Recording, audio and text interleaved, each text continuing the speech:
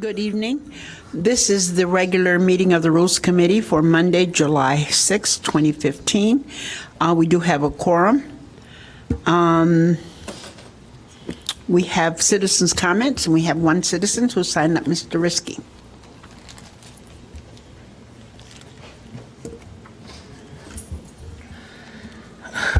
Janad Risky.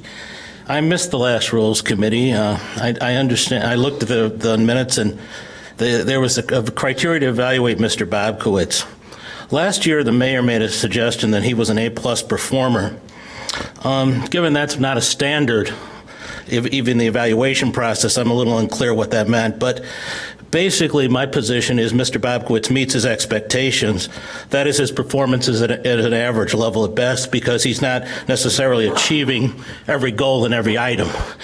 If he was exceeding everything in every goal in every item, then yes, he would exceed performance standards. But I don't feel that that is the case.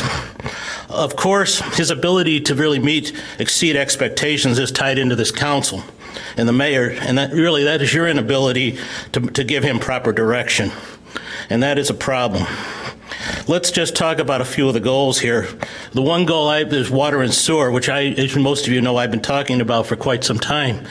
He has not been able to basically tell the public the situation of that department financially. And in the last 2 years, he has not really come out and said how it's operating. Yet this city has gone forward to try to create contracts, which I think basically we're going to end up with contracts as a mess like we had before. So frankly, that's a problem. And I think the council needs to basically be held accountable for that too.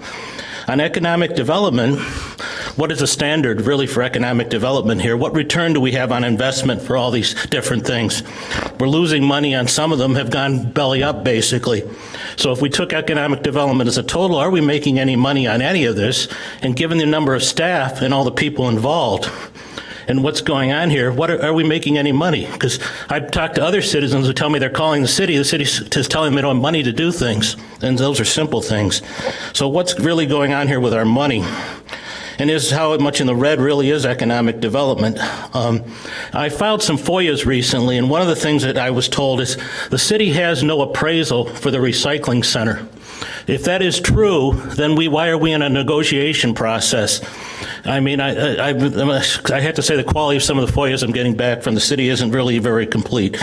But I was told that they do not have that. So we're in a process of negotiation, yet we have no document that we know the value of the property. That's very concerning to me.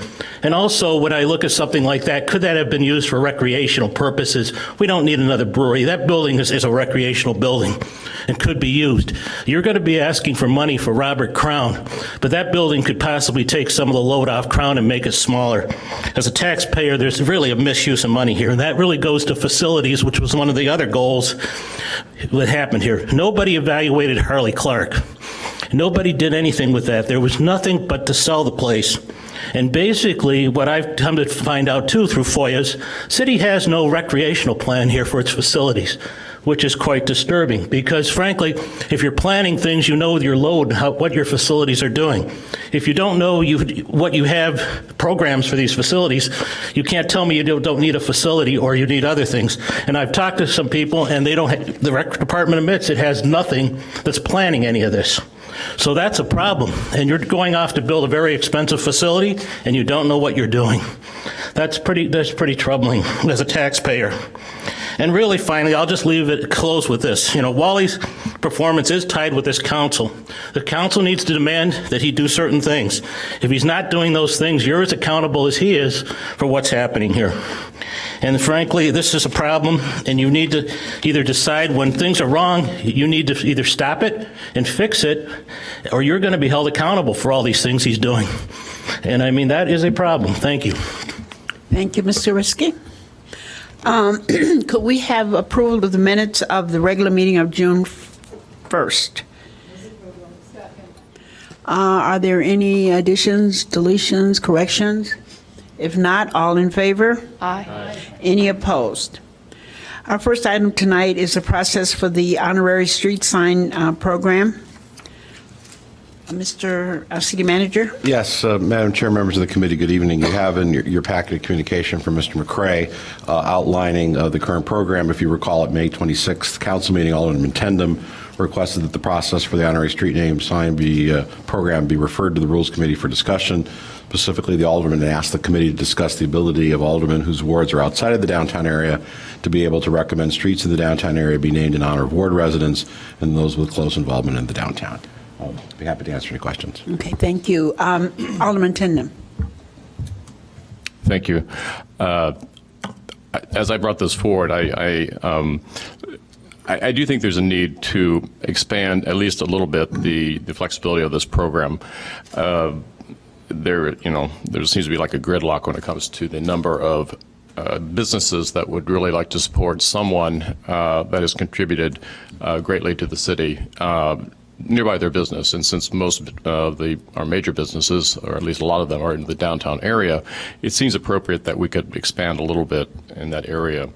My question actually for staff is when I read the ordinance, it's very simple, but there seems to be a lot of embellishment in the staff memorandum that suggests a lot of things that simply aren't in the ordinance. I'm wondering, where did that originate in? Because it was always my understanding that each alderman could make a recommendation each year, that it was not limited to his or her ward. Director McCray. Joe McCray, Director of Parks, Rec, Community Services, and Deputy City Manager. Alderman Tindem, the memo, my hope is, and I apologize if it miscommunicates this, is strictly just to state what it is that we've been doing past practice-wise. And so if you'll look at the ordinance does not, it's actually silent on that particular issue. And so past practice, at least what I've inherited, has been each alderman gets to approve one per year. And typically what that has been is one per year in their respective ward. That's not something that we've come up with.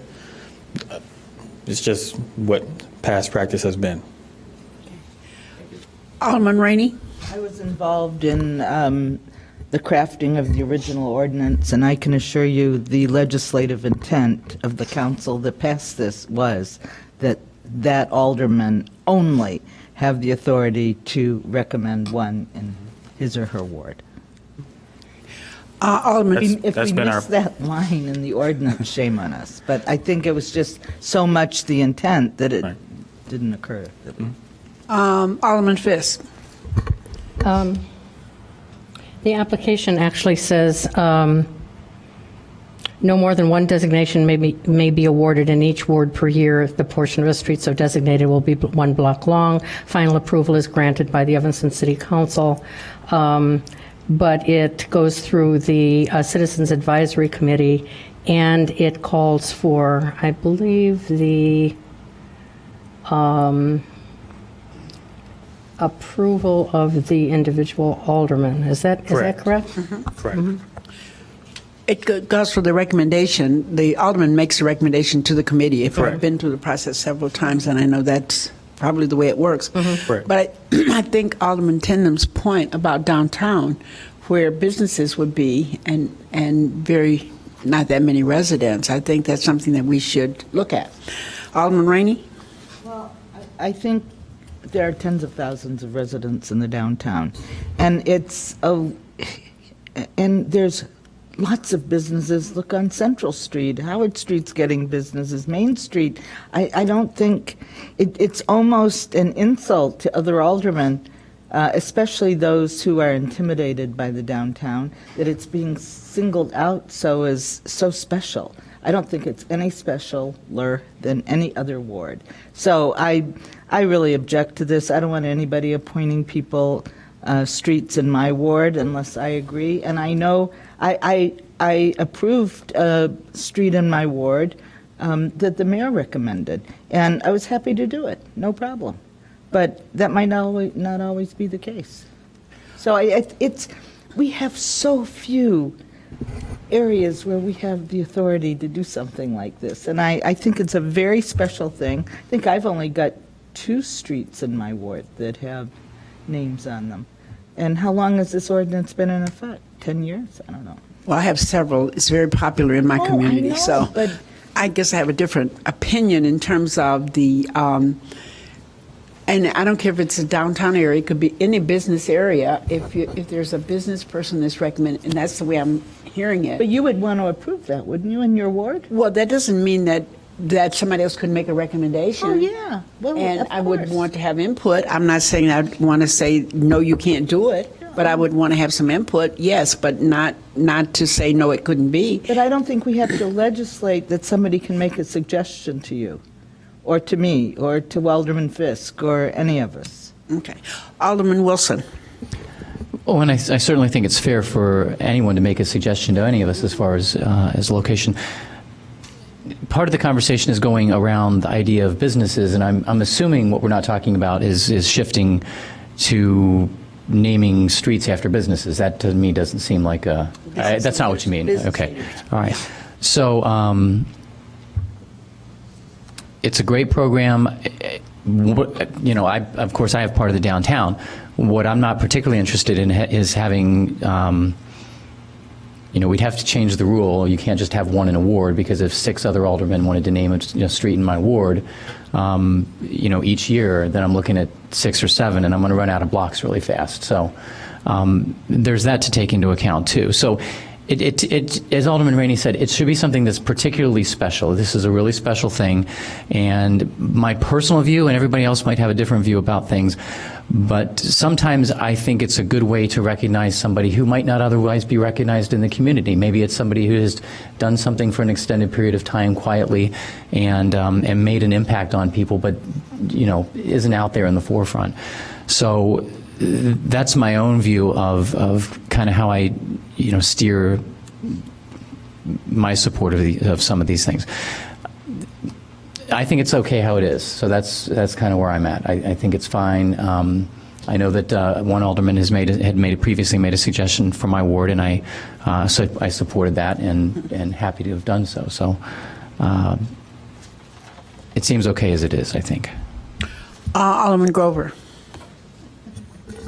Thank you, Madam Chair. I can understand the reasoning that the downtown would be a logical place to offer a street name for someone who, like you said, Alderman Wilson, had contributed but wasn't necessarily, I don't know, linked or affiliated with any location or neighborhood, who might have contributed as a member of a business that was located in downtown, or a nonprofit institution that maybe isn't so linked or affiliated with a particular street or a block of the downtown. Representative of our central core would be a logical place to suggest an honorary street name.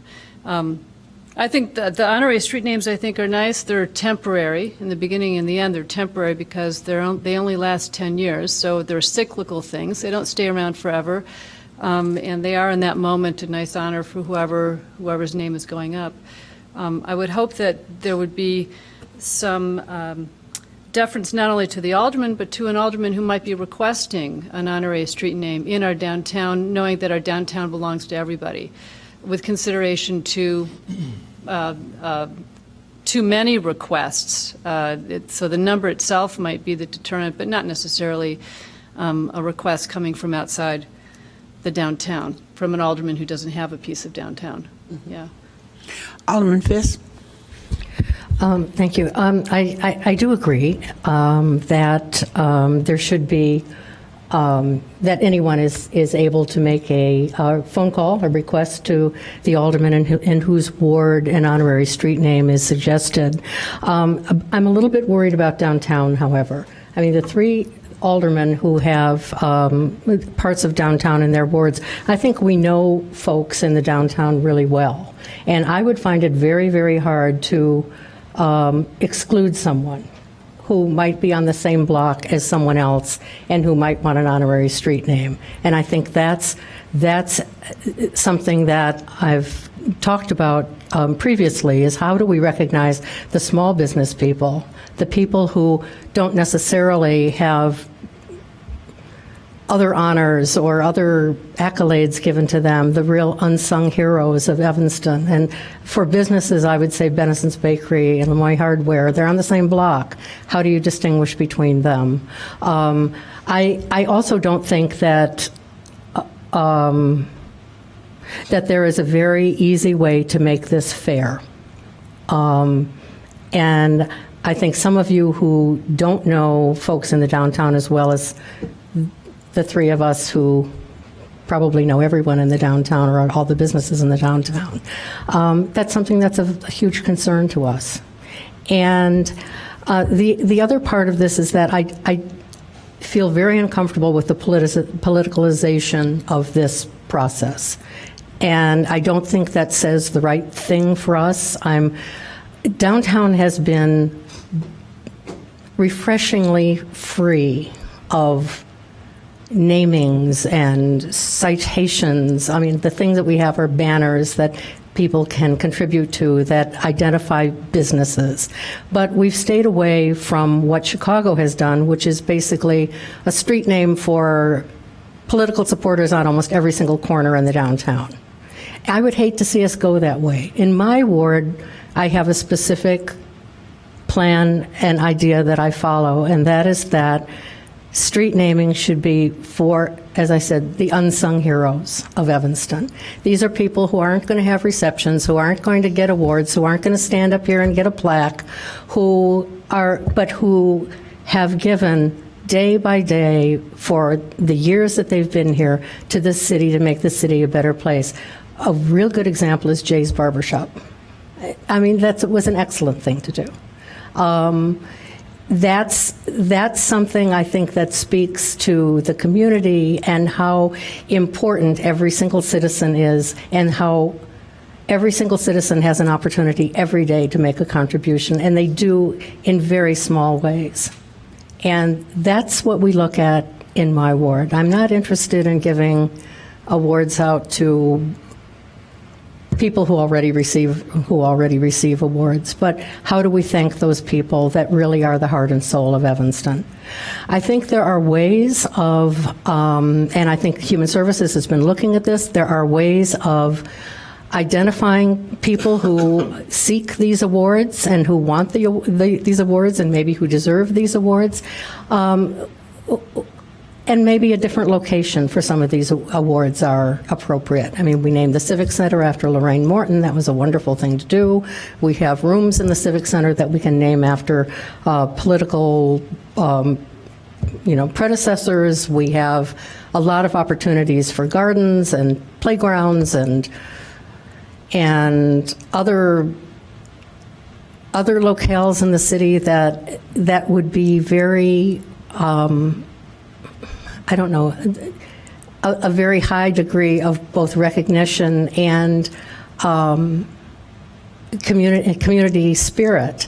And I just don't understand why we're not looking at that. And what I would like to do, and what I thought we had been doing pretty well at Human Services, is that we've been talking about how do we make these distinctions between individuals and maybe political figures and other people, historical figures or organizations, and how do we do that? And I think in the downtown, we've done that pretty well with plaques, and they seem to have been very well received.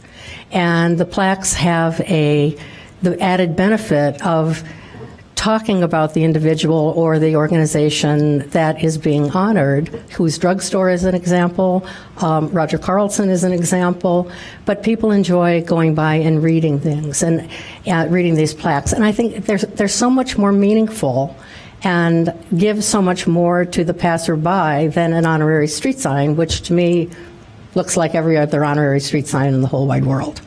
So I guess I would refer this back to Human Services, or at least hold this in committee until Human Services has a chance to really flesh out what it is and what direction it is that we want to be going. I am more than happy to take any suggestions from anyone for an honorary street name in my ward. In this particular case that we're talking about, I was really the last person to know about it. So I didn't receive a phone call from anybody. And now here we are at the Rules Committee. And I feel that that's also not the way to approach things. And I think this has been poorly handled, and I'm sorry that you didn't reach out. Alderman Tindem, and then Alderman Rainey. Thank you. I'd like to move an amendment to the existing ordinance that allows our mayor or the sitting mayor to make one appointment per year. The mayor, it seems that we've sort of neglected an important person on this council, and that just because someone becomes mayor should not be excluded from this process. I think the mayor would have a recommendation that she or he could use if need be, that would be more appropriate for the entire city, would have a broader appeal, a broader look, a broader umbrella that the appointment would cover. And I think there are probably very few of those types of positions or eligible people, but we do have some in our community that have been major contributors to the development of downtown, to the governance of this entire community, to philanthropy throughout the city and beyond, and those people, I think, could be an appropriate recommendation by the mayor. Alderman, I'm sorry. Alderman, we have a second to that. Alderman Rainey is yours. You want to speak to that, or? Well, I think so. First of all, the mayor shouldn't even be on this committee. The mayor has never been on the Rules Committee. It was only at a very soft moment that some of us were so enamored by Mayor Tisdall that we wanted to include her in everything, because she had been one of us and she had always been included in everything. So we did. Thank you. Maybe when she leaves, I'll move that we eliminate the mayor on the council, but that won't be for 6 or 7 years, so we don't have to worry. And that's an announcement that she's running again. Now we know your plan. We're planning for her. Second of all, I think, if you can remember, just remember the horrible political battle that was going on when neighbors wanted to name Haven School after Lorraine Morton. It got so ugly. There were the pros and the cons. Then we had the idea to name the Civic Center, which made a lot more sense. I mean, she was the mayor of the city and a much beloved mayor, and still is much beloved. And we named it, and I think that meant to her more than, so much. I mean, I've talked to her about it several times. It just was so meaningful to her. Now, we can't rename the building. She's got it. But we can do things like, for the case we're talking about, and the elephant in the room is Jay Lytle, a former mayor and alderman. But I think it would be very wonderful to honor him, as far as the city's concerned, by naming the council chambers the Jay Lytle Council Chambers. And second of all, I think the plaque is fabulous. Let the bank put a big old plaque on the outside honoring Jay Lytle for his service at the bank. I mean, they started that bank. That's a wonderful thing. Made a lot of people rich, including him. And people going by, like you say, it's at eye level. People can see that kind of thing. And I think we should encourage, and maybe the bank's already planning on doing that. I mean, anybody can refer any idea to any of us. But I mean, imagine the mayor is going, I just don't think that's, how many was she allowed to do?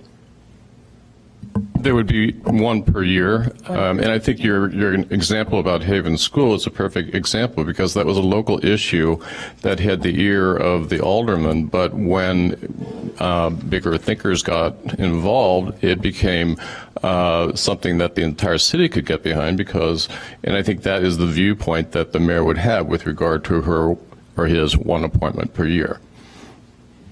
But the idea of, I mean, it was a controversy. That was my point. Not where it was or how it was resolved, but that it was a controversy that you know, it started out like a great idea, and then, like, I think this is started out like a great idea, but I think it's no longer a great idea. And, I mean, we have several areas. Why is Ingram Park named Ingram Park? I don't know. Okay, let's rename the park, J. Lytle Park. I would like to second the J. Lytle Council Chambers. I think it's great. And we could put a big plaque out there, and, I mean, we could put it up here. It'd be great. It would certainly, I mean, how could you better honor a mayor than naming the building or the council chambers where all this stuff, I mean, I think it's great. Let's also remember, though, that all of these naming things are never, at least I don't think they are, at least none of mine have ever been generated by me. They come from citizens. They come from citizens who make the recommendation, and then they do the research and all that, and then we make the recommendation.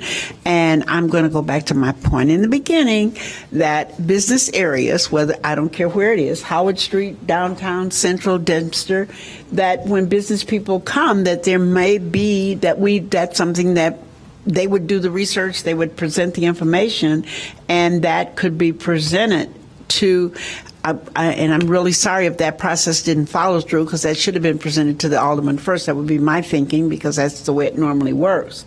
And then if there's a problem with that, then, you know, where do we go? I remember when we had issues with naming, I want to say the dance studio, I can't remember, yeah, issues like that. So, you know, I mean, and we worked it out. We figured out a way in which to do it. And I think that is the beauty of us working together as a council to figure some of that stuff out. But I have 5 lights. I have Alderman Fisk, Alderman Tindem, Mayor Tisdall, Alderman Grover, and Alderman Miller. So, Alderman Fisk, you're first. Thank you. Was your motion seconded, Madam Mayor? Well, we already had a motion on the floor, so we were I still... seconded Alderman Rainey's motion. Okay, so how many? It wasn't Was it? really a motion. Okay, so okay. Okay. So what's the motion we? The motion Okay, on the floor... we have a motion on the floor. Okay. The process here, since Alderman Rainey mentioned what this is really all about, the process here was pretty clear from the start.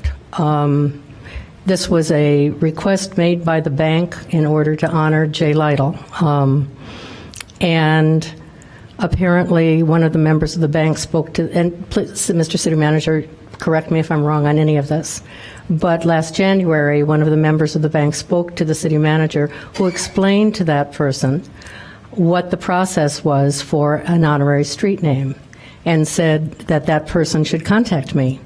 City manager also called me up and told me to expect a visit from this person at the bank, and I said, fine. Months and months and months and months went by, and I heard absolutely nothing. The next I heard was from Joe McCray. I got a phone call, and I was in the middle of one of the other North Shore suburbs, saying that this was on the agenda for the committee that evening, and that was in May. And I said I didn't even know where it was, and I couldn't approve that because I hadn't even seen the application. I had not heard from anyone. Apparently, someone on the council is saying that Jay Lytle called me and I wouldn't return phone calls. That's absolutely not true. So who's ever spreading that story that's not correct. I didn't hear from anyone from the bank until after the meeting, and then what I heard was apologies. What I said was by that time I had received had received interest in an application from another group of people, and I had approved that. And therefore, I had used my appointment for the year, and I suggested to one of the bank managers that perhaps we could look at something else. I wasn't as smart as Alderman Rainey. I didn't suggest city council chambers, but I suggested perhaps a room in City Hall. And I thought that would be entirely appropriate. I also mentioned that one of our former mayors, the first woman mayor of Evanston, had just passed away, and it would be nice to recognize all the former mayors in Evanston. I also suggested that because Mr. Lytle was not only mayor of Evanston, but also 6th Ward alderman, and there was a bank branch on Central Street, that maybe that block of Central Street was a good idea. And I didn't believe that any block in the 6th Ward had yet been named. And they didn't want that. They wanted the downtown location, and if it wasn't the downtown location, they didn't want it at all. So that's where we are with this, and as I said, I feel very, very unhappy with not only the innuendo that's been going on here, but the lack of communication to me, which I think does not show the sort of respect that I would certainly have for another member of the council were I looking to make a recommendation in their ward. So, Alderman Rainey, I support you on your suggestion about the city council chambers. I think that beats a street sign any day of the week. It's not for 10 years. It might be for 50 years if we follow the Northwestern University line of naming, but it might be for 50 years. So I think that's an excellent idea.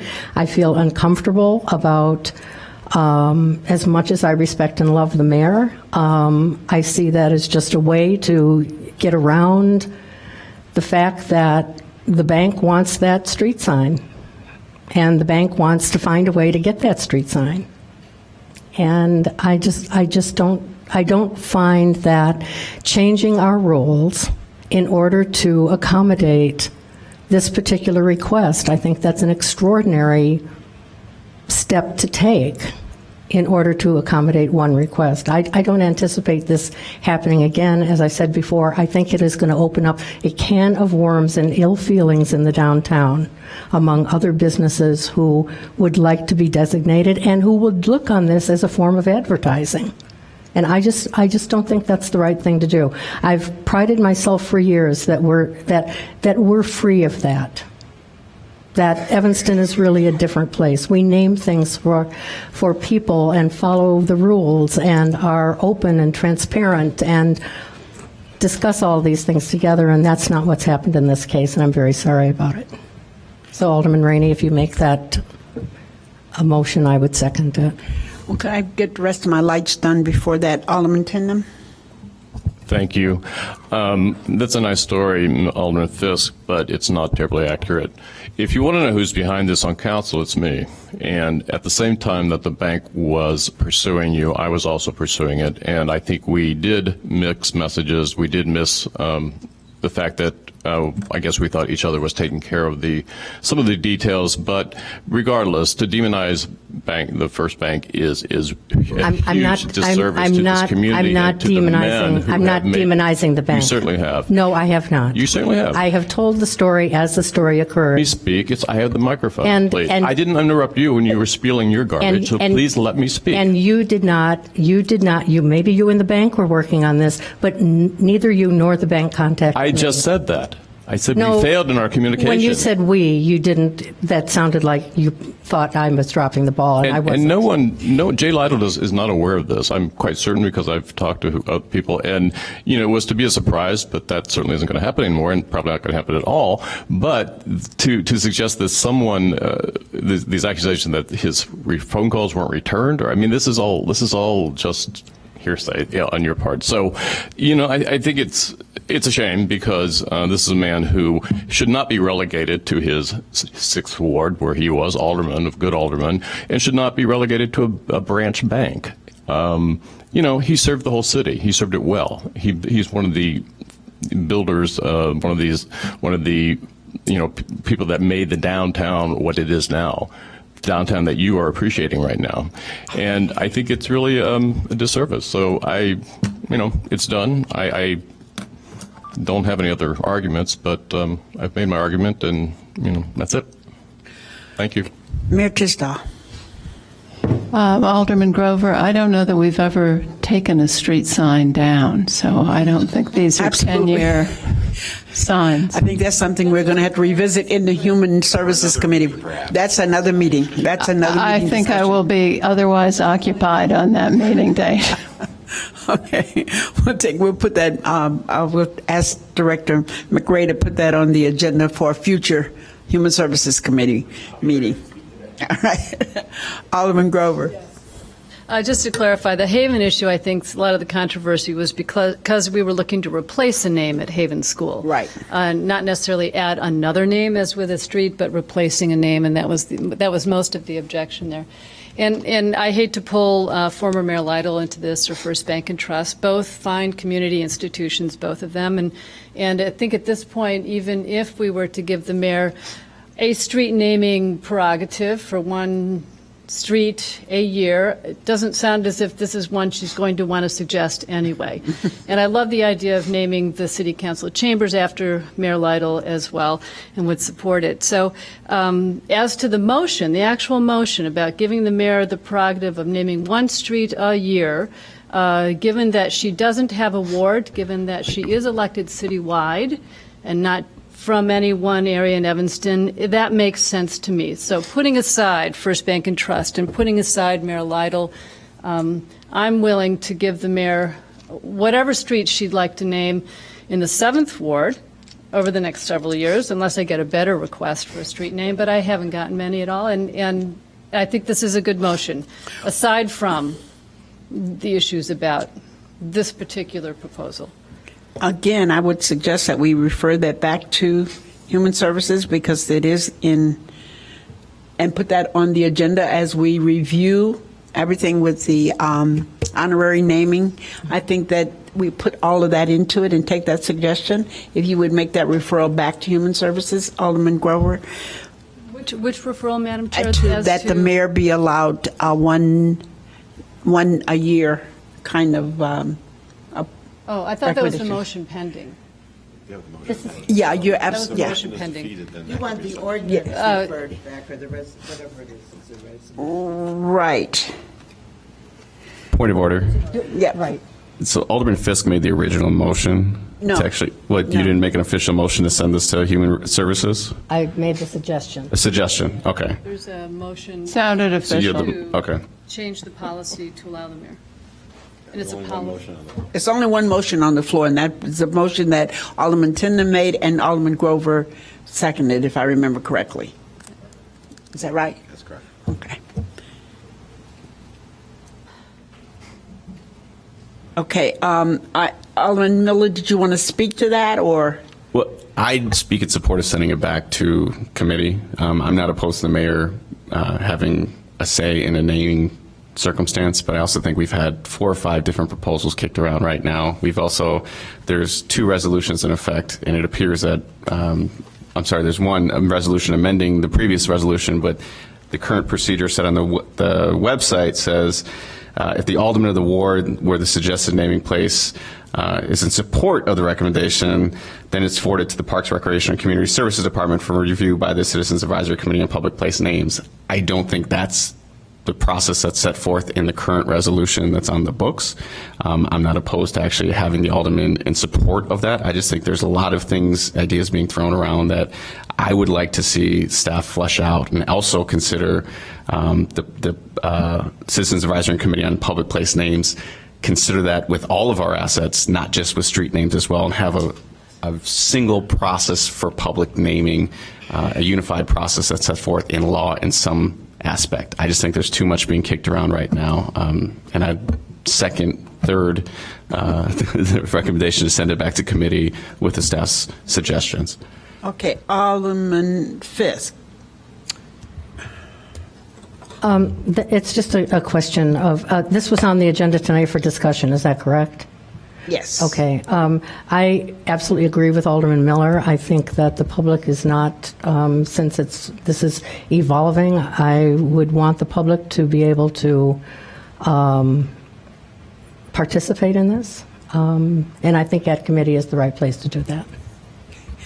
Alderman Rainey, then Mayor Tisdall, and then Tindem.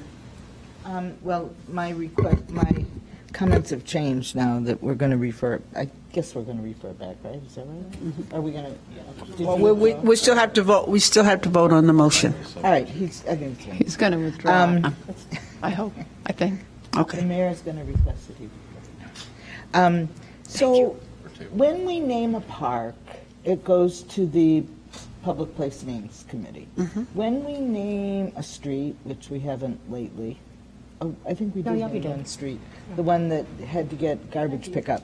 So that went to Public Place Names? It did, okay. So I think everything does go to Public Place has Names. I think it all does. of everything. Just for clarification, I'd like a single place that That's we where can. it goes. Well, we have a resolution in effect right now, in a sense, for streets. We have a resolution in effect for the Committee on Public Names. We just should have one single governing resolution where we could look to and put into place for all of this and kind of figure out the process. And that's just what I'm saying, a point of, clarification of how we do this as a city. That's all I'd like to see, and that's why I'd like to refer back. All right, that's cool, that's cool. So, Wait, hold on, Madam just Chair, hold on, do we need a hold on. substitute motion then? No, hold on just 1 second. Let me get through this. Mayor Tisdall. I certainly agree with sending it back to committee. I also could agree with you, Alderman Miller, that we should have one place and one process after we rename this the J. Lytle Council Chamber. Then we could go to the other formal process. Now it's a question of which motion takes precedent. If you want to call the question on that one as a member of this committee, we could do that. On the I J. let Lytle Alderman renaming. Rainey. Okay, I'm going to ask Alderman Tindem, because I think he's going to withdraw the motion, and then we'll be through with that. Go ahead. Thank you. I will withdraw the motion to allow the mayor a single nomination for honorary street per year. I would like to send this first to the committee that is in charge of honorary street names and place names. Out of respect, they should have the first input to this, I believe, and Yeah. then I think they're part of the Parks and Rec, but it seems to me we overlook a lot of these committees when we do things like this. So I'm not. No, I don't think so. I think the proper way to do it is back to the Human Services and with input maybe from, or ask them to attend the meeting for discussion. That would be the way I would think. I'm not sure. And Madam Chair, what we could do is if the council referred it back to Human Services, we could ask that committee to have a discussion, and we could bring any feedback they have to that discussion at Human Services. Director McRae? Just to add a little bit more to the discussion, the Public Place and Naming Committee actually makes recommendations to the Planning and Development Committee, not Human Services. Not Human Just so you all Services. know. Oh, okay.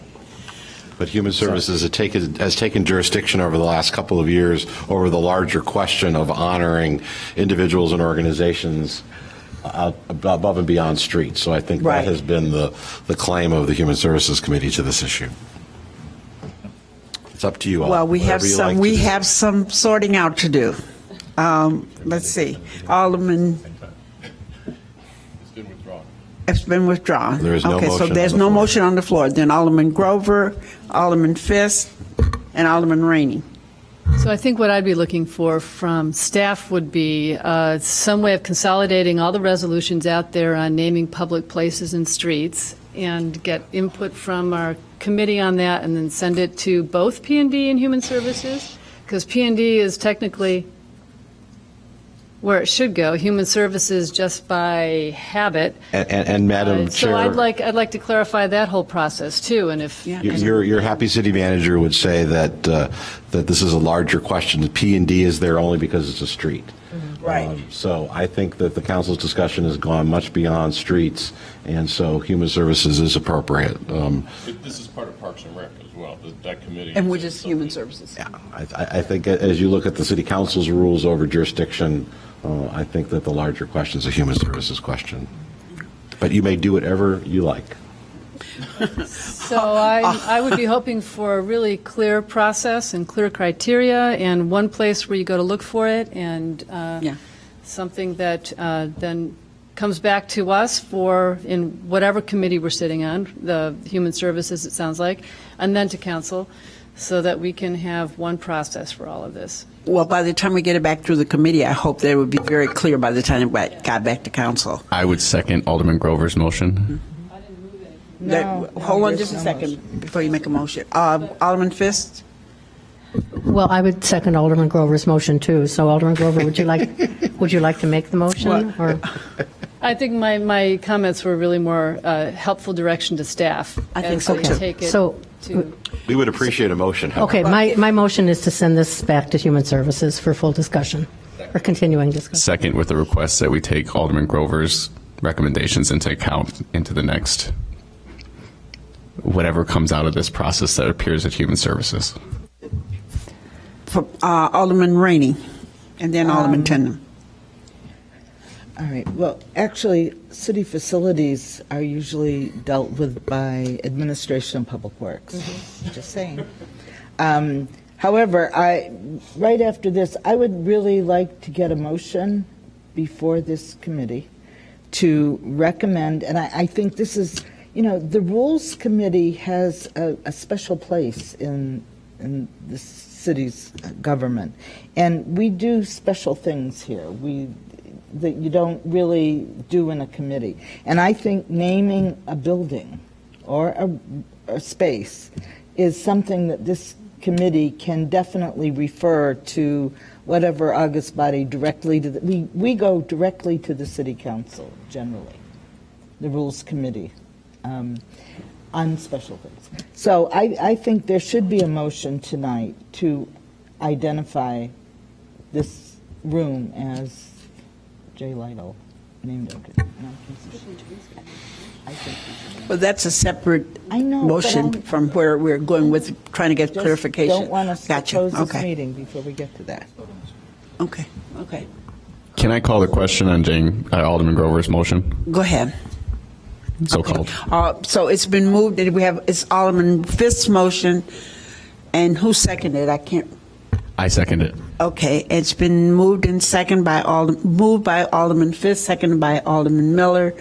All in favor? Aye. Any opposed? Okay. Now, Alderman Rainey is making a motion that the Rules Committee. I'm referring something to Madam Mayor. Oh, okay. I move that we rename the council chambers the J. Lytle Council Chambers. Second. It's been moved and seconded that the And council that we chambers- thank Alderman Rainey for the suggestion. that the council chambers be renamed to the J. Lytle Chamber. Is that correct? That's Is that correct. the motion? It's been moved and second. Alderman Fisk, I'm sorry, I have a Yeah, light. I just have a question. Does that go to Public Place Name Committee? No. Okay, all right, I'm just asking. No, we're just going to do it and send it to council. Alderman Wilson, I see you. Oh, okay. All right, so it's been moved and second. All in favor? Aye. Any opposed? Okay. Alderman Wilson and then Alderman Fisk.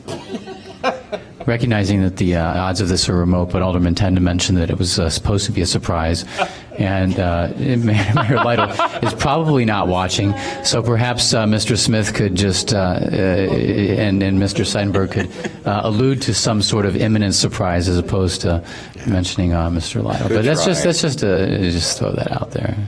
Don't want to preserve the surprise. The bait and switch. Worth a try. That's my plan all along. Okay, Alderman Fisk. Yeah, just so the first woman mayor of Evanston isn't forgotten, I'd like to make the recommendation that when this goes back to Human Services, that we consider the naming possibility for Joan Barr. Of the council chambers? No, of someplace, something else. Just the Alderman. That's good. That's yeah. a good thing. Make a motion. Make a motion to that effect. Second. Wow. Okay, so it's been moved and second that the Automatic Library now become the Joan Barr Library.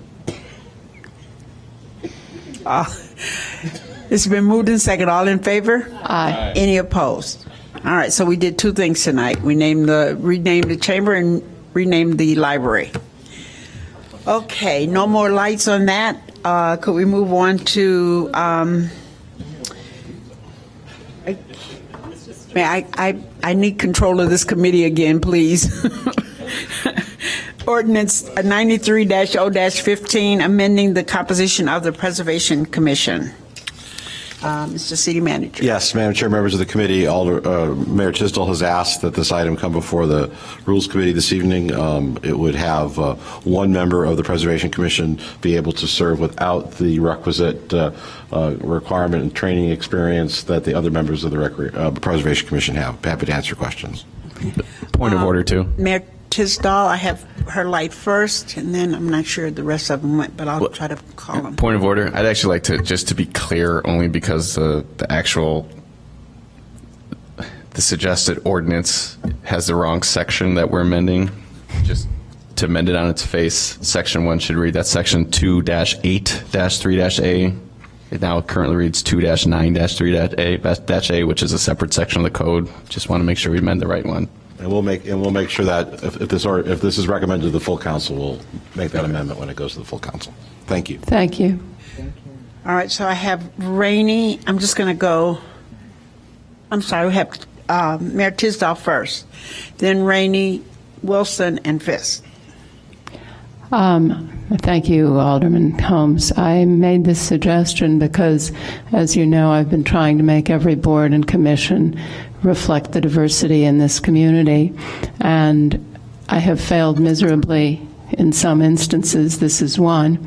I did succeed in appointing a Latino for about 8 months, and then his job changed, and he left, but he did a very good job while he was there, and I'm not implying that there aren't Asians or Latinos or African Americans who have a great deal of knowledge about preservation. I just haven't found them. So I've talked with Carlos, who finds he was not at all troubled by this. He thought it was a good idea and said that he could get anyone up to speed on preservation. And I'm sure Carlos can.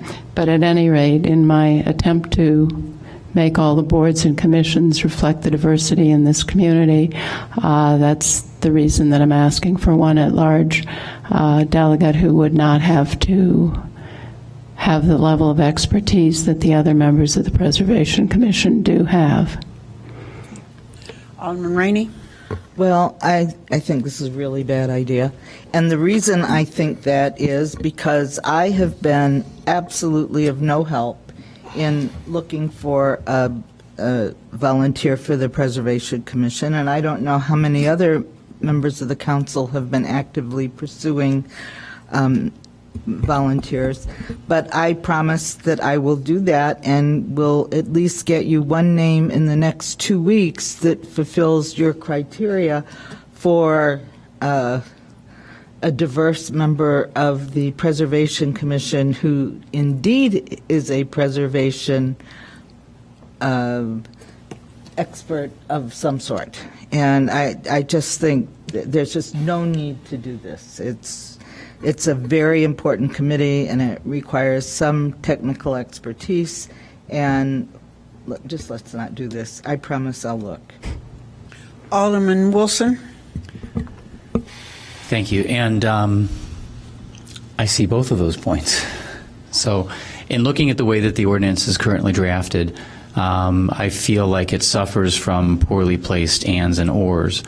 So I think it's a little bit confusing perhaps to someone who looks at this. It says, shall have demonstrated interest, knowledge, ability, and experience, or expertise. So I'm not sure if that experience or expertise are supposed to relate to each other, or if you need ability and expertise, or if you just need ability or expertise.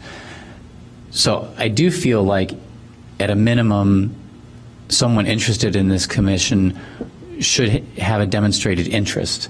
And it seems to me that a demonstrated interest isn't too high of a hurdle to overcome. I don't think we want somebody who doesn't have an interest in it, because we don't want anybody on a commission that's not interested in it. So perhaps what we do is I don't know if everybody's looking at it, it's page 11, proposed overview has got the quote in there. But after ability, strike the word and, make that a comma. And it seems to me that would kind of broaden the range, but it would still require, one of those parameters. So you need to have some sort of demonstrated interest or ability or something to contribute, even if it's just an interest. And to me, interest is okay as long as you can demonstrate that you're interested in it. Does that make sense? Well, I would think you demonstrate you're interested in it by applying to be on the Preservation Commission. I can't imagine that you would do that if you weren't interested. Right. So my proposal is that we substitute the proposal on the table and instead just strike the word and make that a comma. Second. Does that work? All right, I guess, It's been moved and I'm sorry. okay, go ahead. I'm sorry. I would say that given the long history of lack of diversity on that committee, that there are some barriers to people participating. So we'll see if this resolves it. And if this doesn't, then I'll be back. Okay. Okay. Alderman Fisk and then Alderman Grover. Yes, Vote on the she'll motion. she'll be back. She'll be back. The Preservation Commission, because we have binding review, does require a certain degree, a large degree of expertise in areas, especially considering building materials and design, and demonstrated interest may be all that's necessary. If you've been through a building project in your house, maybe that's enough for you to know. If you've lived through that, you can make certainly make a contribution to the commission. But it is very, very important that we have someone on that commission who is knowledgeable about not only the building trades, architecture, and any of these related issues are very, very important. And I'm sure, as Alderman Rainey said, I have not given any thought to somebody serving. And we have such a rich community in terms of people who are qualified that I think if all of us put our collective heads together, we could come up with names of people who fulfill your requirements to apply for the commission. But it is one of those bodies that with binding review, people really, really have to know what they're talking about. Alderman Grover. Thank you, Madam Chair. My liberal reading of that provision, Alderman Wilson, was just that the only thing that one really needed to do as a baseline was demonstrated interest in the subject. And I don't underestimate the ability of anybody to learn and acquire the knowledge that they would need to be an effective member of the Preservation Commission. I think all of us have in mind wherever we go, everybody we meet, everybody is a potential member of a board, committee, or commission. We'd suggest names to the mayor or send people to the mayor if they're looking for an appointment, if they have a demonstrated interest. So I like your amendment because I think it does exactly what the mayor's looking to do, which is to not disqualify people. It's simply because they don't have a particular professional background in this, but rather let their interest be what guides them. So. Okay, well, we have a motion on the floor. It's been moved and seconded. All in favor? Aye. Any opposed? Okay. So, Madam Chair, we'll make those amendments to the ordinance, and we'll bring it forward to the City Council. Okay, not a problem. Okay, then moving on, the FY 2016 City Council goal setting and budget planning. Yes, believe it or not, we're beginning to think about next year's budget. As you're all well aware, the state of Illinois still does not have a budget, and it's unclear when they will. It's unclear what impact the state's budget will have on the city's budget for the current fiscal year, our current fiscal year, which ends December 31st, as well as our next fiscal year starting January 1st. So we are, as your staff, looking at things internally. As you know, we've been looking at some reorganization issues, and we're coming to the conclusion of that exercise and hope to have information to you about that by the end of this month. Regardless of what we end up doing there, if the state makes significant changes to our budget, we are not going to be able to reorganize our way out of significant budget challenges. On the flip side, if the state really doesn't do much, the city's budget is very strong. So far as we're about halfway through the fiscal year now, we'll come with you to report next month on that, but revenues are strong, expenditures are within budget. So absent any problems with the state, we feel pretty confident that the budget outlook for next year looks strong. But with the state, we're just not sure. So would like to have an opportunity to talk with the council about this. Certainly before we get into September, the council has taken a variety of different tacks with this over the last few years. You have done some goal planning, which has helped instruct us with the budgeting, which you've done over the summertime. We'd be happy to do that, either have staff facilitate that. Gene Bonander, who's worked with the City Council the last few years, I'm sure, schedule permitting, would be happy to come facilitate a goal-setting conversation again. Again, we'll be bringing to the council the third week of August a mid-year budget report, but I would certainly feel more comfortable this evening knowing, again, a sense of where you're all at with our preparations and your feelings regarding goal setting, your feelings regarding the community budget meetings. As you know, they have not been very well attended in generally good fiscal times. I think we had no one last year. I think we had one individual, two individuals the year prior to that. It's a lot of energy and effort to reach out to the community. We've not gotten a lot of information back the last couple of years. So kind of a broad question, Madam Chair, but whatever discussion and direction the committee cares to give would be much appreciated tonight. Mayor Tisdale. I'm very worried about what Springfield is going to do, although they seem to be very good at doing nothing at the moment. But I think we need to have two budgets ready to go, because by the time they decide on cuts, it may be pretty late in the process. I mean, they should decide soon, but I don't know that they will. So I would suggest we need a budget that cuts about $1.5 million for a worst-case scenario, and a budget that cuts $500,000 for a probably good scenario. Because Governor Rauner has three times told me you could go bankrupt. And he seems to believe that that is a solution for cities. We could then renegotiate our union contracts. And I've told him we don't want to go bankrupt, and that's the message other mayors have given, but I don't know that it's getting through. Mayor Tisdale, in terms of what about the projected figure that we heard back a few months ago, the $3.75 million? I mean, do we need to think about that level of cutting? Well, with the yes, budget? but usually they come up with a huge number, and then they cut it to half, and then you think you've triumphed because you're only cutting half of the original amount.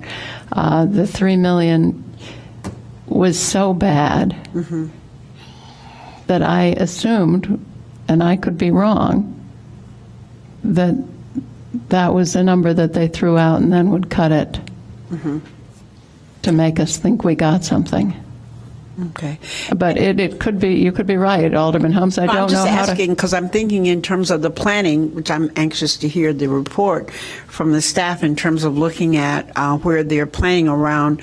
Is it around the 3.7 million, or is it around half of that?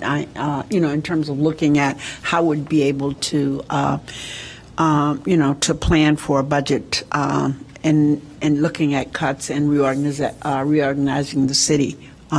Based upon that figure. And Alderman Holmes, Madam Mayor, if I may, I think staff's take has been largely Mayor Tisdale's take, and that is that the number is likely not to be the higher one, but to be under even a worst case scenario, a slightly smaller one. There's also the factor of a property tax freeze if that were to be enacted by the legislature. We've been pretty good about holding the line on property taxes, so less concerned about that. Again, getting direction from you is good because any direction you give is going to send panic through the organization, and people are going to all believe they're all going to lose their jobs. And as we work diligently to dissuade people of that, it's still difficult. But if that's something, I mean, we're at the point where we need to make those decisions. We need to start that planning. But there certainly are impacts to that planning in addition to being prepared. I think it does have an impact on the organization. And excuse me, Alderman Holmes, can I have a floor? Go ahead. Nobody's ever seen anything like this. So our legislators will tell us as soon as they can make any sense of it, but as of now, they can't. Alderman Grover? Thank you, Madam Chair. City Manager Bobkowitz would preparing two proposed budgets or bracketing budgets the way the mayor has suggested, would that lend enough certainty to the process as a lead into the actual budget season? It's certainly. Is that a huge additional undertaking? I'm sorry to interrupt. Or is that something we could do? Well, I mean, it's not really- it's not a matter of the undertaking. I think it's a matter of the content. So if we have a number, then are we looking at across the board reductions? Are we looking at targeted? We have not done really across the board reductions over the last years I've been here. So then we would need to look at those services that are the least critical, and that, of course, is always an extraordinarily difficult conversation to decide which service is the least critical. But certainly we have had those decisions, have had those discussions in the past, and we can again.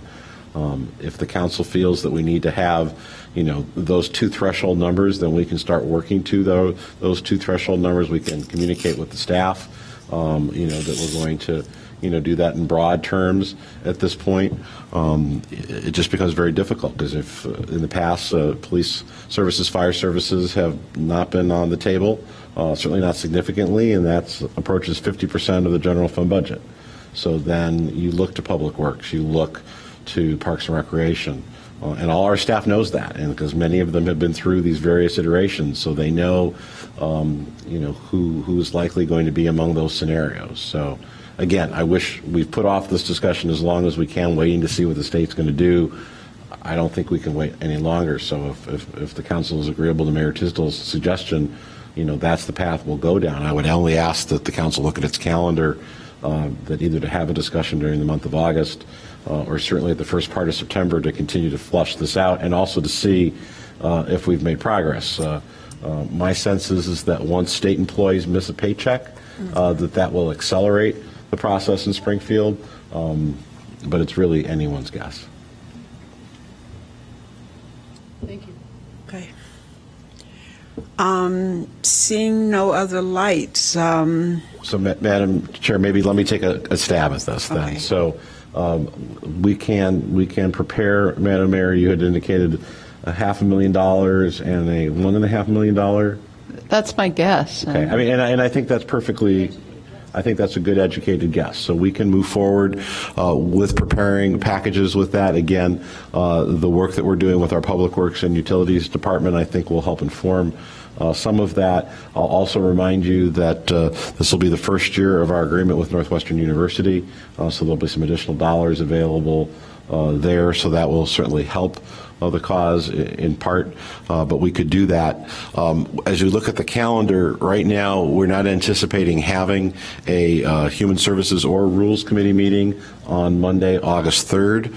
If the council would be agreeable to a special meeting of the council to talk about the budget on August 3rd, we would, I think, have a better sense of where we're at with the state budget. And then the other question is goal setting. You have spent an evening or two the last couple of years talking about goals. I think goals also help inform budget reductions. And so if you'd like, we could have the meeting on August 3rd be both an update as where we stand with the budget, also give the council an opportunity to discuss which areas you are less uncomfortable with, if I could say. I plan not to be here.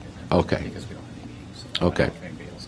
So, We have a fifth Monday in August. I was just going to say, The when does school 31st? start? When does school start? On the 24th, the week so before. then we could do the 31st as well. Is that or in too late, addition or- to, I would In certainly addition hope the to- full yeah, because council could be I present. think the full council should be present when we're On the 31st? talking about this. And is there interest in having a goals discussion as well as a budget discussion, or just a budget discussion? I think the goals haven't changed that much. Okay, very good. So we can, our plan then will come to you with a 6-month budget report at the scheduled meeting for August the 17th, and then come back to you on Monday, August 31st with a special meeting, which will talk about budget impacts. We'll go ahead and perhaps have less public outreach. I still think it's important to have a community budget meeting, so we'll go ahead and schedule that for probably the latter part of September. And then I think based on what occurs at the latter part of August, if it makes sense to have additional meetings, we can cross that bridge at that point. How does that sound? All right, so we'll go ahead and schedule a special meeting for the So 31st. nothing on the 3rd then? Nothing. So Nothing on the 3rd, So you will, your August meetings then would be on Monday, August 17th and Monday, August 31st. And those will be the only 2 scheduled meetings in the month of August. So, Madam Chair, unless there's anything else, we'll take that as general direction. I was trying to remember. I thought we had a discussion about trying to make sure we had stuff earlier, because people will be gone, like on that 17th. Alderman Grover, I'm looking at you. Do you remember a conversation? I'm Yeah, not sure where we had that. My suggestion was that we not schedule meetings in the beginning of August and move, I think it was to move our meeting to late August. Oh, okay, so then that will Yeah, work. so We we've done would that. have We've normally cleared- met on the 10th. And I Right, we've think- okay, cleared, we've cleared great. the I first got 2 you. Mondays of Okay. August. All right, very good. So that was, and that was something the Rules Committee decided, I think, in November or December, when you Yeah. set the 2015 Okay, great. meeting schedule. So we'll go with the 17th and the 31st, and go ahead, at least have one community budget workshop. We'll probably not have the extensive, won't stand in front of grocery stores and train stations this year. Sorry, Marty. And with your willingness to be flexible, given events as they unfold. Yeah, well, I think that as long as we have the information available and citizens are free to go online and look it up, or we have some maybe copies on the centers Absolutely. and at the library, that will be accessible to everyone if they want it. Okay.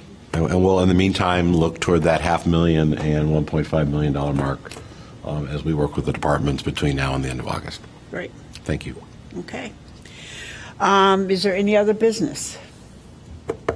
If not, motion to adjourn? Second. Is there a second? We are adjourned.